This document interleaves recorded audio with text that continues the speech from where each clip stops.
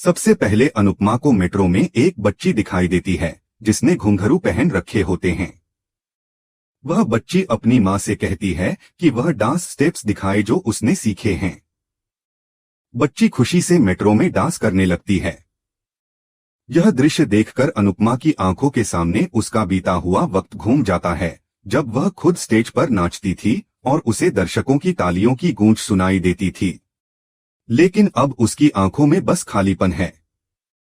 अनुपमा खुद से कहती है कि उसे अब डांस के बारे में नहीं सोचना चाहिए। जो बीत गया वो बीत गया। जब सारे रिश्ते टूट गए हैं तो उस एक बचे हुए रिश्ते को क्यों जिंदा रखा जाए जो गले में पड़े घुंघरुओं से जुड़ा है। इधर राही अपने कमरे में बैठी होती है। उसके सामने उसके घुंघरू रखे होते हैं।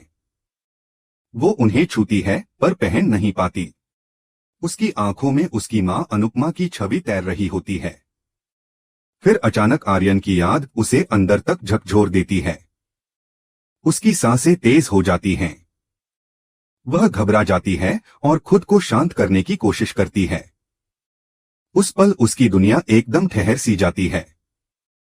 उधर किंजल और प्रार्थना लोगों को खाना खिला रहे होते हैं। बापूजी भी उनके साथ होते हैं। बापूजी कहते हैं कि किंजल बहुत अच्छा काम कर रही है, जो छुपकर भी अनुपमा के नाम पर दान पुण्य करती है। किंजल कहती है कि हमें अनु की रसोई के नाम को हमेशा बनाए रखना है, क्योंकि मम्मी ने इसे सिर्फ रसोई नहीं बल्कि सेवा का माध्यम बनाया था। इधर राही डिनर के लिए तैयार होती है और बहुत खुश दिखाई देती है। पराग घर के बाहर बैठा होता है। राही उसके पास जाती है और पूछती है कि पापा आपको कुछ चाहिए। पराग मुस्कुराकर कहता है कि नहीं, मुझे सिर्फ तुम्हारी मुस्कान चाहिए थी। आज तुम और प्रेम बहुत दिनों बाद बाहर जा रहे हो तो बस जी भर कर हंसना। तभी राही के पास प्रेम का कॉल आता है। प्रेम कहता है कि उसे एक जरूरी मीटिंग आ गई है और वह आज डिनर पर नहीं आ पाएगा। राही थोड़ी निराश हो जाती है पर कहती है कि वह बिल्कुल भी नाराज नहीं है। प्रेम कहता है कि वह जल्दी लौटने की कोशिश करेगा। राही पराग को बताती है कि डिनर किसी और दिन करेंगे क्योंकि प्रेम आज व्यस्त है। वह जाने लगती है लेकिन पराग उसे रोक लेता है। वह राही से पूछता है कि क्या उसे बुरा लगा। राही जवाब देती है कि नहीं बाबा, छोटे सपने इंतजार कर सकते हैं। इस पर पराग कहता है और बड़े सपने। फिर वह अपनी पॉकेट से डांस स्टूडियो का पोस्टर निकालता है और कहता है कि राही, तुम अपनी डांस एकेडमी खोलना चाहती थी ना। आंखों में आंसू इतने ही आए कि काजल धुल जाए, लेकिन सपने नहीं। तुम्हें अपने सपने पूरे करने हैं। राही चुपचाप उसकी बात सुनती है, लेकिन उसका मन अभी भी विचलित है क्योंकि कैथी की नाराजगी उसे अंदर से तोड़ रही है। जैसे ही वह वहां से जाती है, कैथी पराग के पास आती है। वह तीखे लहजे में कहती है कि इस घर में सपने देखने का अधिकार किसी को नहीं है। पराग पूछता है कि वह राही से इतनी नाराज क्यों है। कैथी कहती है कि अगर राही हमारे जीवन में नहीं आती तो आज आर्यन हमारे साथ होता। पराग उसे समझाने की कोशिश करता है कि जीवन की कोई गारंटी नहीं होती, लेकिन कैथी कहती है कि वह अनुपमा की बेटी को बर्दाश्त नहीं कर सकती। पराग उसे याद दिलाता है कि माही भी अनुपमा की ही बेटी है। इस पर कैथी कहती है कि उसने अपना बेटा खोया है, लेकिन माही ने अपना पति खोया है। राही ने क्या खोया है? पराग धीरे से कहता है, राही ने खुद को खो दिया है। यह सुनकर कैथी कुछ पल के लिए चुप हो जाती है, पर फिर भी उसका मन नहीं बदलता। इधर हम देखते हैं कि बा और किंजल अपने अपने हिस्से के कामों में लगे होते हैं। तोशु ऑफिस जाने से पहले कहता है कि अभी तक उसकी सैलरी नहीं आई है। किंजल कुछ पैसे निकालकर उसे दे देती है। तोशु चला जाता है। फिर सीढ़ियों से एक क्रीम नीचे गिरती है। बा गुस्से में कहती है कि यह क्रीम उनके हिस्से में कैसे आ गई। अगर अगली बार कुछ आया तो वह वापस नहीं करेंगी। तभी पाखी और ईशु नीचे आते हैं। बा कहती है कि मां बेटी ऊपर रहकर रोज अपना सामान नीचे फेंकते रहते हो। तुम लोगों ने ब्यूटी पार्लर क्या खोल लिया, सब कुछ बदल ही गया। पाखी गुस्से में कहती है कि आप लोगों ने हमारा हक छीन लिया, अब और क्या चाहिए। वह ईशु से कहती है कि उसने उसकी शादी के लिए एक अच्छा लड़का देखा है और जल्दी ही शादी करा देगी। बा बोलती है कि इतने महीनों में बहुत कुछ बदल गया है। अनुपमा तो सब कुछ उनके कंधों पर छोड़कर चली गई। उधर अनुपमा रोज मेट्रो में उस बच्ची को टिफिन देती है और पूछती है कि उसकी माँ की तबीयत कैसी है। मेट्रो में एक और औरत कहती है कि अनु बहन, तुम हर रोज इस बच्ची को टिफिन देती हो और फिर अस्पताल जाती हो। तुम अपने लिए भी कुछ कमाती हो या नहीं? अनुपमा मुस्कुराकर कहती है कि अस्पताल से उसे दुआएं मिलती हैं और लोगों के घर घर खाना बनाकर थोड़े बहुत पैसे भी। वह कहती है कि उसके पास कोई नहीं है तो वही उसके लिए काफी है। हॉस्पिटल में अनुपमा सभी लोगों को खाना देती है। मरीज और उनके परिवार वाले उसे दुआएं देते हैं और कहते हैं कि भगवान उसे हमेशा खुश रखे। लेकिन अनुपमा के मन में वो सारी बातें घूम रही होती हैं जब सबने उसे हर दुख का कारण ठहराया था। फिर भी वह मुस्कुराती है क्योंकि वह जानती है कि उसकी सेवा ही उसकी असली पहचान है। इधर पराग को याद आता है कि जब राही ने पहली बार डांस के लिए अपनी माँ से इजाजत मांगी थी तो कैसे अनुपमा ने उसे गले लगाकर कहा था कि अगर तुम्हारे पंख सच्चे हैं तो उड़ान कोई नहीं रोक सकता। आज वही बात वह अपनी बेटी को कह रहा है, सपनों को जीना सीखो, उनसे डरना नहीं। किंजल और प्रार्थना एक कमरे में बैठकर बातचीत कर रही थीं। किंजल ने बताया कि उसे कुछ दिनों के लिए एक नया प्रोजेक्ट वर्क मिला है। तभी वह प्रार्थना से पूछती है कि उसके डिवोर्स केस का क्या हुआ। प्रार्थना हल्की मुस्कान के साथ कहती है कि रिश्ते को तोड़ना मन से 1 मिनट का काम है, लेकिन कानूनी तौर पर इसे तोड़ने में सालों लग जाते हैं। वह किंजल को धन्यवाद कहती है कि उसने हमेशा उसे सपोर्ट किया। किंजल भावुक होकर कहती है कि एक औरत ही अगर दूसरी औरत को सपोर्ट नहीं करेगी तो फिर कौन करेगा।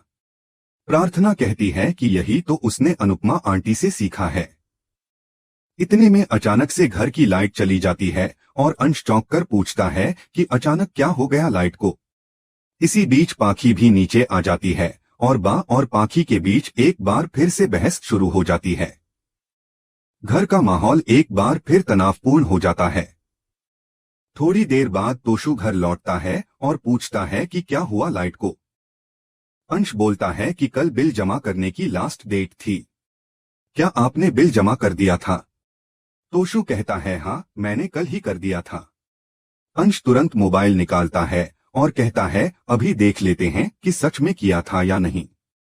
वह तोशु से कहता है कि मैं बिल तो पे कर रहा हूँ, लेकिन अगली बार जब पैसे दूं तो उन्हें जुए और शराब में मत उड़ाना। इस घर में सब लोग मेहनत कर रहे हैं और किसी की मेहनत का अपमान मत करो। प्रार्थना किंजल से कहती है कि पुराने जमाने में जब लोग रास्ता भटक जाते थे तो नॉर्थ स्टार देखकर दिशा पहचानते थे। उसके लिए अनुपमा आंटी ही उसकी नॉर्थ स्टार थी। अब उनके न होने पर वह खुद नहीं जानती कि सही दिशा में है या नहीं। प्रार्थना की आंखें नम हो जाती हैं और वह कहती है कि अनुपमा आंटी के जाने के बाद तो उसका बुरा हाल है, आप सबका क्या होता होगा। वहीं दूसरी तरफ अनुपमा अब अपने किराए के घर पर लौट आती है। वह सोचती है कि जसप्रीत अभी तक नहीं आई, इसलिए जल्दी से खाना बनाकर सो जाना चाहिए क्योंकि कल सुबह उसे बहुत दूर जाकर खाना बनाना है। इतने में मोहल्ले की कुछ औरतें वहां आ जाती हैं और एक दूसरे से फुसफुसाकर बातें करने लगती हैं। वे कहती हैं कि अनुपमा को यहाँ आए हुए 6-7 महीने हो गए, लेकिन अभी तक कोई रिश्तेदार उससे मिलने नहीं आया है। वे शक जताती हैं कि कहीं वह किसी को मारकर तो नहीं भागी है। अनुपमा के दिमाग में मोटिबा, माही और मोहल्ले वालों की बातें गूंजने लगती हैं। इसके तुरंत बाद कहानी अगले दिन के उस सीन में पहुंचती है जहां अनुपमा उस घर में जाती है जहां उसे खाना बनाने का ऑर्डर मिला था। वह जैसे ही घर के अंदर जाती है वहां उस घर की मालकिन और मालिक पहले से मौजूद होते हैं। अनुपमा सीधे किचन की तरफ बढ़ जाती है और अपना काम शुरू कर देती है। घर का मालिक उसे अजीब निगाहों से घूरता है और फिर धीरे धीरे किचन की तरफ आकर उससे पूछता है कि उसका नाम क्या है। अनुपमा विनम्रता से अपना नाम बताती है। वह आदमी कहता है कि अगर तुम्हें किसी मदद की जरूरत हो तो मुझसे कह देना, मैं मदद कर सकता हूँ। अनुपमा उससे कहती है कि उसे किसी मदद की जरूरत नहीं है, लेकिन वह आदमी हदें पार करता है।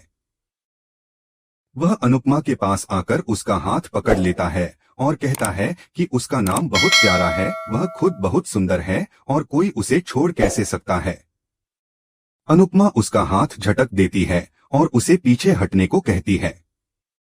तभी उस घर की मालकिन आ जाती है और पूछती है कि वह यहाँ क्या कर रहा है। वह आदमी झूठ बोलता है कि वह तो हॉल में बैठा था, अनुपमा ने उसे बुलाया। अनुपमा घबराकर कहती है कि उसने ऐसा कुछ नहीं किया, लेकिन मालकिन उस पर भड़क जाती है और कहती है कि एक तो उसने उसे बेचारी समझकर काम पर रखा और अब वह उसके पति पर डोरे डाल रही है। उस औरत की बदतमीजी और बढ़ जाती है। वह कहती है कि अब वह अनुपमा का वीडियो बनाएगी ताकि सबको उसकी सच्चाई पता चल सके। वह अनुपमा से कहती है कि वह अपना चेहरा न छुपाए, उसका चेहरा वीडियो में दिखना चाहिए। अनुपमा अपमान और भय से कांप रही होती है। वह खुद को संभाल नहीं पाती। उधर कृष्णकुंज में सब कुछ बिखरा हुआ है। वह अब भी अनुपमा को कोस रही है कि वह सब कुछ उनके ऊपर छोड़कर चली गई।